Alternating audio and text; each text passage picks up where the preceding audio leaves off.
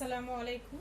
Class 7 দেখো, আমরা আগের ক্লাসে পৃথিবী পৃষ্ঠের কোন স্থানের অবস্থান নির্ণয় বা ভূপৃষ্ঠের কোন স্থানের অবস্থান নির্ণয় এই চ্যাপ্টারটা আলোচনা শুরু করেছিলাম।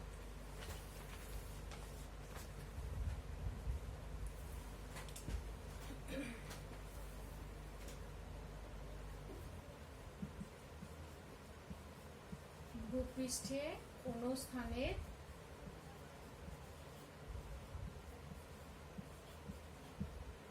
অবস্থান নির্ণয়।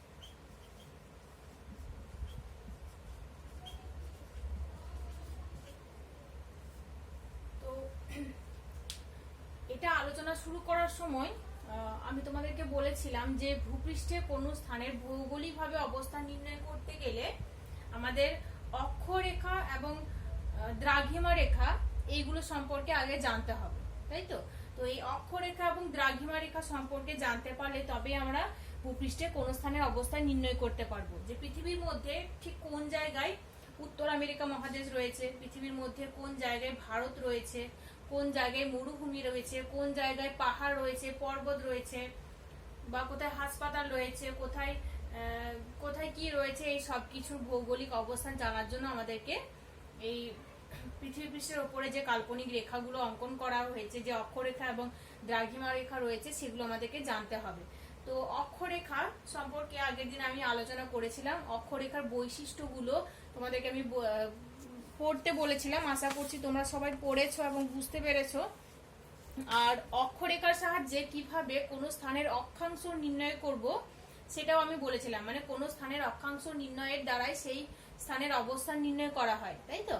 তো আমি আজকেও আরেকবার বলবো যে কোন স্থানের অক্ষাংশ আমরা কিভাবে নির্ণয় করব। দেখো, এটা হচ্ছে পৃথিবী, তাই তো? তো পৃথিবীর মধ্যে এটা ধরে নাও, এটা হচ্ছে পৃথিবীর কেন্দ্রবিন্দু। এটার আমি একটা নাম দিলাম, এর নাম দিলাম সি। এটা হচ্ছে পৃথিবীর কেন্দ্রবিন্দু, ঠিক আছে?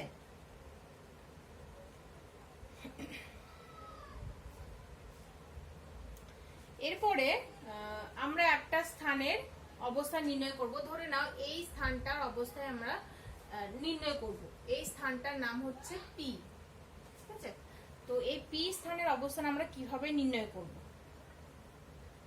এরপর দেখো, প্রথমেই আমরা এর উপর দিয়ে একটা দাগ টেনে নেবো যে এই স্থানটা কোন রেখার উপর দিয়ে গেছে, মানে এরকম।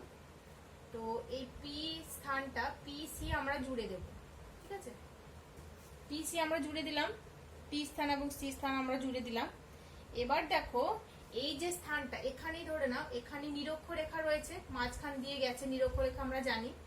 তো এই স্থানের উপর দিয়ে যে রেখাটা গেছে সেটা নিরক্ষরেখায় ছেদ করেছে একটা জায়গায়, ঠিক আছে? নিরক্ষরেখায় যে জায়গায় ছেদ করেছে সেই স্থানটার নাম দিলাম আমরা আর। এবং এই নিরক্ষরেখায় যেখানে মানে পি স্থানে যে রেখাটি ছেদ করেছে সেটা আর পৃথিবীর কেন্দ্রবিন্দু জুড়ে দিলাম, দিয়ে হয়ে গেল সি আর। এবারে দেখো, পি সি আর একটা কোণ তৈরি হয়েছে। ধরে নাও এই কোণের মান হচ্ছে 40 ডিগ্রি, ঠিক আছে? 40 ডিগ্রি একটা কোণ উৎপন্ন হয়েছে। তাহলে দেখো, পি স্থানের অক্ষাংশ হচ্ছে 40 ডিগ্রি। যেহেতু এই স্থানটি উত্তর গোলার্ধে রয়েছে, এটা দেখো দক্ষিণ গোলার্ধে, এটা হচ্ছে উত্তর গোলার্ধ। যেহেতু এই স্থানটি উত্তর গোলার্ধে রয়েছে, তাহলে পি স্থানের অক্ষাংশ হচ্ছে 40 ডিগ্রি উত্তর, ঠিক আছে? 40 ডিগ্রি উত্তর হচ্ছে পি স্থানের অক্ষাংশ। তো এইভাবে অক্ষাংশ নির্ণয় করা হয়, ঠিক আছে? এবার দেখো, এই স্থানটির অক্ষাংশ তো আমরা পেলাম, কিন্তু শুধুমাত্র অক্ষাংশটা জানলেই কি আমরা ওই স্থানের মানে অবস্থানটা সঠিকভাবে জানতে পারবো না? অক্ষাংশের সঙ্গে সঙ্গে আমাদেরকে ওই স্থানের দ্রাঘিমাটাও জানতে হবে। তো দ্রাঘিমাটা জানতে গেলে আমাদের দ্রাঘিমা রেখা সম্পর্কে জানতে হবে। তো আজকে আমরা দ্রাঘিমা রেখা সম্পর্কে আলোচনা করব। দ্রাঘিমা রেখা কাকে বলে, বিশেষ বিশেষ কয়েকটি দ্রাঘিমা রেখা সম্পর্কে আমরা জানবো, আর দ্রাঘিমা রেখার বৈশিষ্ট্যগুলো আমরা জানবো, ঠিক আছে? এবার দেখো, এই যে অক্ষাংশ আমরা জানলাম, এই স্থানটার অক্ষাংশ আমি বললাম যে 40 ডিগ্রি উত্তর। এবারে 40 ডিগ্রি উত্তর, এই যে এই স্থানের উপর দিয়ে মানে 40 ডিগ্রি উত্তর, এই স্থানে যে উপর দিয়ে একটা যদি সরলরেখা আমরা অঙ্কন করি, এই এই 40° উত্তর, এই পুরো সরলরেখাটার উপর যতগুলো স্থান রয়েছে তাদের সকলের অক্ষাংশ হচ্ছে 40° উত্তর। ঠিক আছে, ধরে নাও এখানে অনেকগুলো স্থান রয়েছে, তো এই সবকটা স্থানের অক্ষাংশ হচ্ছে 40° উত্তর। এবার 40° উত্তরের ঠিক কোন জায়গাটায় আমি কথা বলছি, মানে ঠিক কোন জায়গা, ধরে না 40° উত্তরে আমি মরুভূমি, 40° উত্তর এক জায়গায় আমি মরুভূমির অবস্থান আমি জিজ্ঞেস করছি যে 40° উত্তরে কোন জায়গায় মরুভূমি রয়েছে, তাহলে তোমরা কি দেখাতে পারবে যে কোন জায়গায় মরুভূমি রয়েছে? সেটা তোমরা দেখাতে পারবে না। 40° উত্তর বা মানে এটা পুরোটাই তো 40° উত্তর, একটা নির্দিষ্ট একটা জায়গা থাকবে যেখানে মরুভূমির অবস্থান আমি দেখাতে বলবো, তো সেই নির্দিষ্ট স্থানটাকে জানার জন্য আমাদেরকে দ্রাঘিমাটা জানতে হবে, তাহলে আমরা বুঝতে পারবো পূর্ব দিক বা পশ্চিম দিক, তাহলে ঠিক সেই স্থানটার দ্রাঘিমা এবং অক্ষাংশ জানতে পেরেই তাহলেই আমরা বলতে পারবো যে ওই জায়গাটা কি রয়েছে, ওই জায়গায় মরুভূমি রয়েছে, ওখানে বনভূমি রয়েছে। বুঝতে পেরেছো তো? তো এইভাবেই পৃথিবী পৃষ্ঠে বা ভূপৃষ্ঠে কোন স্থানের অবস্থা নির্ণয় করা যায়। এবার দেখো অক্ষরেখা, দ্রাঘিমা রেখা, অক্ষাংশ, দ্রাঘিমাংশ বা দ্রাঘিমা, এগুলো যখন আমরা আস্তে আস্তে জানবো, আস্তে আস্তে জানতে জানতে আমরা শেষের দিকে আমরা বুঝতে পারবো যে পৃথিবী পৃষ্ঠে কোন স্থানের অবস্থান কিভাবে নির্ণয় করা হয়। ঠিক আছে,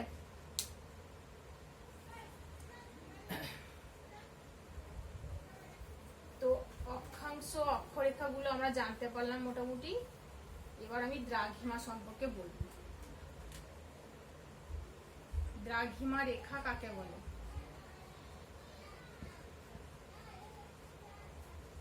তো দ্রাঘিমা রেখা কোনগুলো বলতো? যেগুলো উত্তর থেকে দক্ষিণ দিকে বিস্তৃত, পৃথিবীর উত্তর থেকে দক্ষিণে কল্পনা করা হয়েছে, এবং যে রেখাগুলি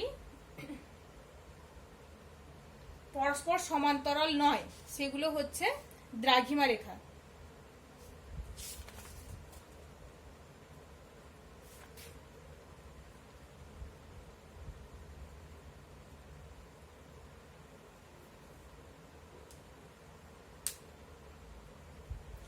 দ্রাঘিমা রেখার সংজ্ঞা যদি বলতে যাই তাহলে আমরা এটা বলতে পারি যে পৃথিবীর ওপর যে কাল্পনিক রেখাগুলি উত্তর থেকে দক্ষিণ দিকে কল্পনা করা হয়েছে, যেগুলি অসমান্তরাল এবং অর্ধবৃত্ত, সেই রেখাগুলিকে বলা হয় দ্রাঘিমা রেখা। ঠিক আছে, তো দেখো দ্রাঘিমা রেখাগুলি ঠিক অনেকটা এইভাবে কল্পনা করা হয়েছে। হয়তো আমার ছবিটা অনেকটা বেঁকে গেছে, কিন্তু তোমরা বুঝতে পারবে আশা করছি। দেখো উত্তর থেকে দক্ষিণে বিস্তৃত, এগুলো হচ্ছে দ্রাঘিমা রেখা। অক্ষরেখাগুলো পূর্ব দিক থেকে পশ্চিম দিকে বিস্তৃত ছিল, তাই তো? আর দ্রাঘিমা রেখাগুলি দেখো উত্তর থেকে দক্ষিণ দিকে কল্পনা করা হয়েছে। অক্ষরেখাগুলি ছিল পরস্পর সমান্তরাল, কিন্তু দ্রাঘিমা রেখাগুলি পরস্পর অসমান্তরাল। ঠিক আছে, অক্ষরেখাগুলি ছিল পূর্ণবৃত্ত, কিন্তু দ্রাঘিমা রেখাগুলি অর্ধবৃত্ত। এগুলো হচ্ছে দ্রাঘিমা রেখা। দেখো আমি দ্রাঘিমা রেখার বৈশিষ্ট্যগুলো তোমাদেরকে ভালো করে বলি, তাহলে বুঝতে পারবে।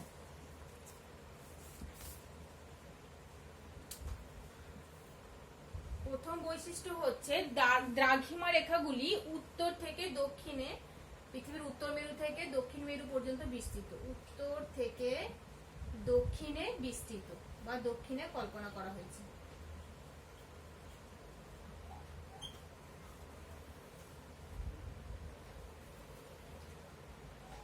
দ্রাঘিমা রেখাগুলি অসমান্তরাল। অসমান্তরাল কেন বলা হচ্ছে? কারণ দ্রাঘিমা রেখাগুলি দেখো এখানে পরস্পর ছেদ করছে। সমান্তরাল মানে হচ্ছে পরস্পর দুটি রেখা কখনোই স্পর্শ করবে না, দুটি রেখা স্পর্শ করবে, কখনোই স্পর্শ করবে না। কিন্তু অসমান্তরাল যদি হয় তাহলে এরকম হবে, পরস্পর এক জায়গায় গিয়ে মিলিত হবে। এই রেখাগুলি যেমন দেখো এক জায়গায় গিয়ে মিলিত হয়েছে, তো সেই জন্যই দ্রাঘিমা রেখাগুলি হচ্ছে অসমান্তরাল। আর অক্ষরেখাগুলি কি ছিল? পূর্ণবৃত্ত ছিল, গোল ছিল, কিন্তু দ্রাঘিমা রেখাগুলি অর্ধবৃত্ত, পূর্ণবৃত্ত নয়, অর্ধবৃত্ত। দেখো মানে অক্ষরেখাগুলো ছিল দেখো পৃথিবীর উপর এই দিক থেকে এভাবে কল্পনা করা হয়েছিল, মানে ঠিক এরকম পূর্ণবৃত্ত তৈরি হয়েছিল, তাই তো?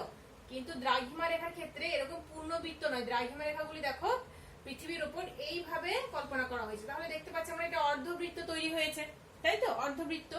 পূর্ণবৃত্ত হলে এরকম একটা গোল তৈরি হতো, কিন্তু গোল না হয়ে এগুলো হচ্ছে অর্ধবৃত্ত। তার মানে আমরা এটা বলতে পারি যে দ্রাঘিমা রেখাগুলি হচ্ছে অর্ধবৃত্ত। আরেকটা দেখো, আরেকটা বৈশিষ্ট্য হচ্ছে দ্রাঘিমা রেখার মানে পরস্পর দুটি দ্রাঘিমা রেখার দূরত্ব নিরক্ষরেখার কাছে সব থেকে বেশি। এর মাঝখান দিয়ে গেছে নিরক্ষরেখা, পৃথিবীর মাঝখান দিয়ে গেছে নিরক্ষরেখা, আমরা জানি। তো পরস্পর দুটি দ্রাঘিমা রেখা বলতে এই দ্রাঘিমা রেখা এবং এই দ্রাঘিমা রেখা, এই দ্রাঘিমা রেখার দূরত্বটা দেখো নিরক্ষরেখার কাছে সব থেকে বেশি। কিন্তু যত মেরুর দিকে যাওয়া যাচ্ছে, এটা হচ্ছে মেরুর দিক, মেরুর দিকে যাওয়া যাচ্ছে, এখানে দেখো দূরত্বটা কত কম। আবার দেখো দক্ষিণ মেরুর দিকে যত আমরা যাব, দেখো দূরত্বটা কম। তাহলে দ্রাঘিমা রেখার এটা বৈশিষ্ট্য। দ্রাঘিমা রেখার মানে দুটো পরস্পর দ্রাঘিমা রেখার দূরত্ব মানে নিরক্ষীয় অঞ্চলে বা নিরক্ষরেখার কাছে সব থেকে বেশি। যত মেরুর দিকে যাওয়া যায় দুটি দ্রাঘিমা রেখার দূরত্ব কমতে কমতে এখানে একদম একসঙ্গে মিশে গেছে, দেখো, তাই তো? তাহলে এটা আর একটা বৈশিষ্ট্য যে দুটি দ্রাঘিমা রেখার মধ্যে দূরত্ব নিরক্ষরেখার কাছে সবচেয়ে বেশি, আর যত নিরক্ষরেখা থেকে মেরুর দিকে যাওয়া যায় তত দ্রাঘিমা রেখার দূরত্ব কমতে থাকে।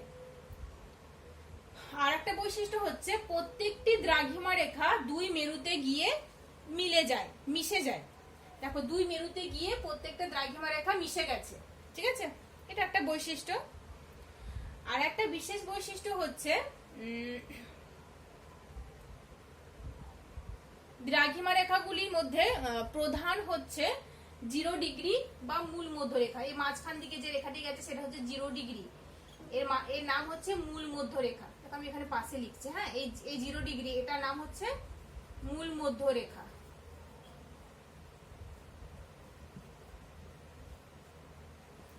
এর উল্টো দিকে মানে এই মূল মধ্যরেখার অপোজিট দিকে যে রেখাটি আছে সেটার নাম হচ্ছে 180 ডিগ্রি দ্রাঘিমা রেখা। এই দুটো হচ্ছে বিশেষ মানে গুরুত্বপূর্ণ দুটি দ্রাঘিমা রেখা, ঠিক আছে? তো এই 180 ডিগ্রি দ্রাঘিমা রেখা হচ্ছে মানে মূল মধ্যরেখার উল্টো দিকে যে দ্রাঘিমা রেখাটা রয়েছে সেটা হচ্ছে 180 ডিগ্রি দ্রাঘিমা রেখা, ঠিক আছে?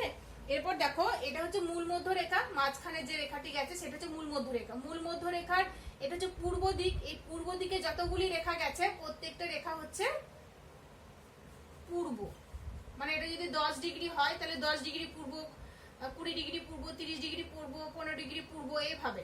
এই দিকটা হচ্ছে পূর্ব আর এই দিকটা হচ্ছে পশ্চিম।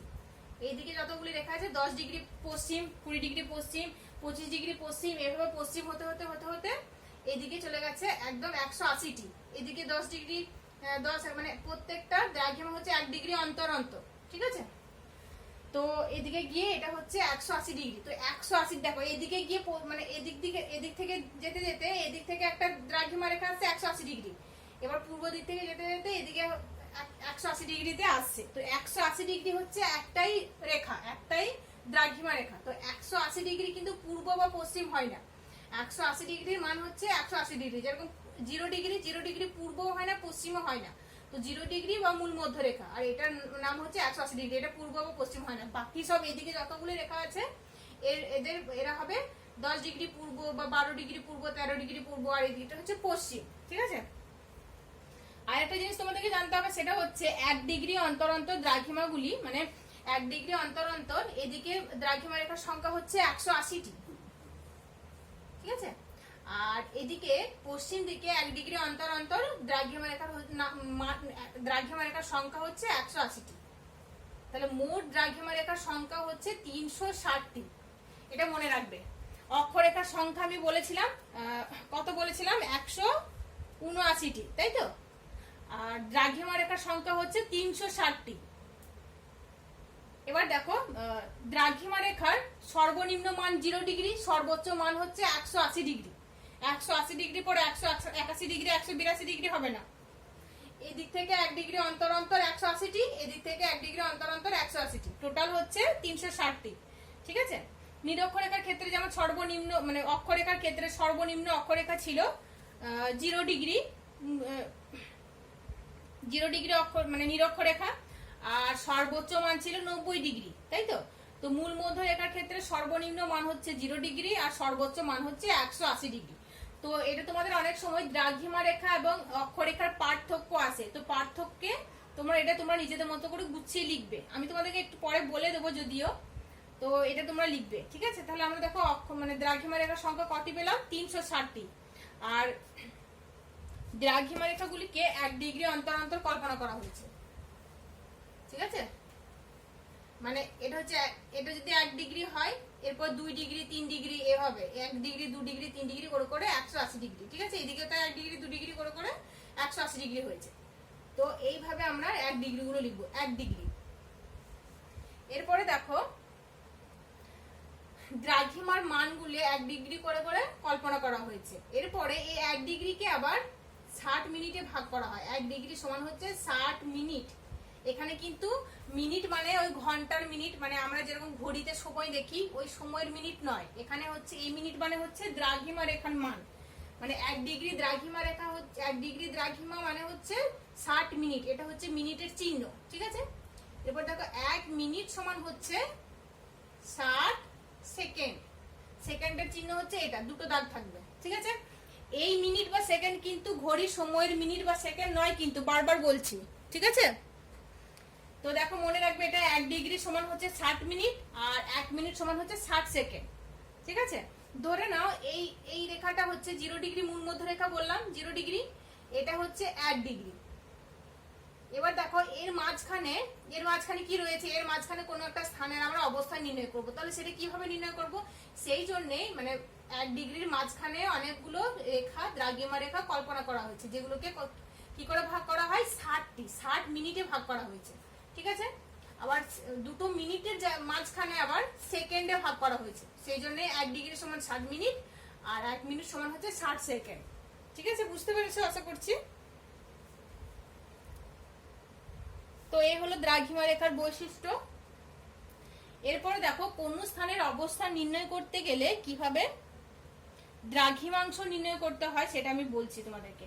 এই যে কিছুক্ষণ আগে আমি অক্ষাংশ নির্ণয়ের কথা বললাম, মানে কোনো একটা স্থান বিন্দুর কৌণিক মান হচ্ছে অক্ষাংশ, দ্রাঘিমাংশ তাই দ্রাঘিমাংশ হচ্ছে কোন স্থানের কৌণিক মান। তো সেই দ্রাঘিমাংশ বা দ্রাঘিমাটা কিভাবে বের করে সেটা আমি বলবো। দেখো